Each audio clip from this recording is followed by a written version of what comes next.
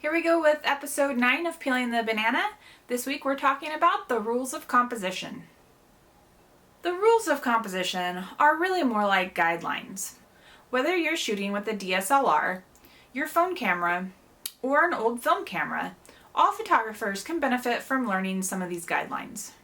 There are so many rules for composing good images. If you were to Google the rules of photography composition, you could get up to 100 different rules for how to take good photographs. Today I'm going to give you my favorite photography composition guidelines. Number 1, the rule of thirds. Everybody knows this one.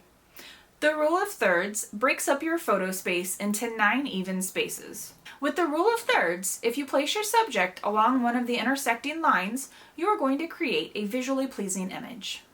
Most cameras, including cell phones, will have an overlay of the rule of thirds to make composition easier.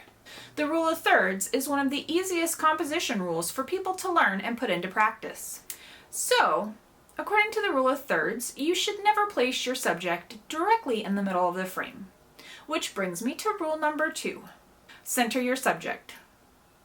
Perfectly centered subjects can be very visually appealing, especially if you apply the rules of symmetry.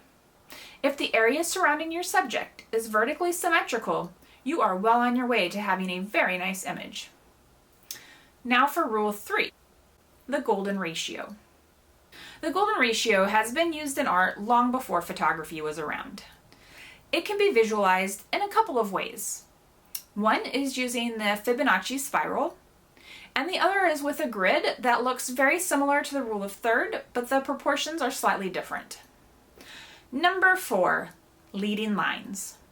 Leading lines are another very easy to learn trick that once you start seeing them, you will never unsee. Leading lines are exactly what they sound like. They are lines that will lead from the foreground or the side of your frame directly to your subject. Oftentimes, leading lines and symmetry work together. You will see this with images that are taken on railroad tracks or down rows of tulips. But you can also have leading lines from cracks in the sidewalk, gnarly tree roots, or even your dog's leash. Number 5, the rule of odds. The odds are, if you have an odd number of subjects in your image, you are well ahead of the game.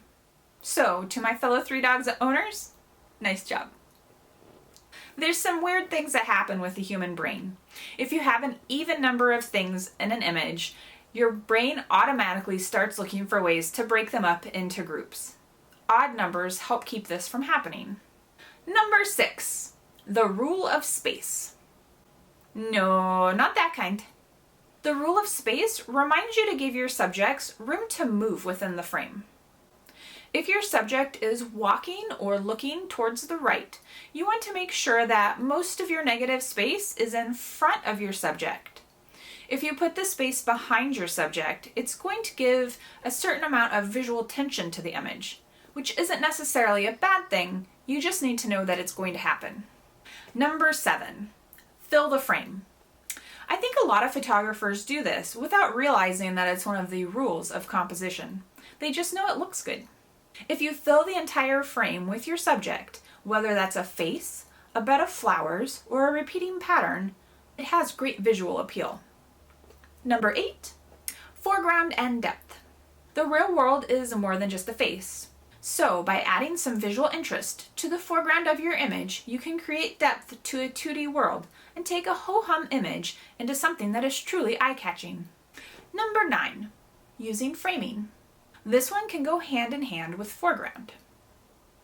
You can use natural or architectural items to frame your subject in your image. Framing will also help give your image depth and doesn't necessarily need to go around the entire subject. Number 10, my personal favorite, grab a new viewpoint. Get high, get low, shoot from waist level. Do whatever would be considered against the norm for whatever kind of photograph you're taking. If you're shooting landscapes, get low and include some of the grass in the foreground of your image. If you're shooting buildings, try using some reflections. You can use car windshields, other mirrored buildings. There's all sorts of ways to add new interest to images and keep them from looking like the same old stale things. I will say though, that there's been a lot of pushback against photographing dogs from the top down. I know that a lot of people think that you get better images if you're always on eye level with the dog. It totally changes the way things look.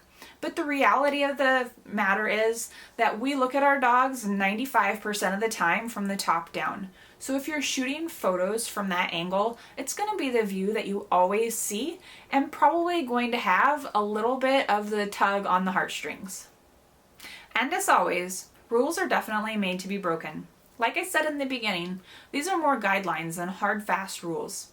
But once you understand them and you know them, you can use them effectively to make your images tell the story that you're looking to tell. Until next week, see you later!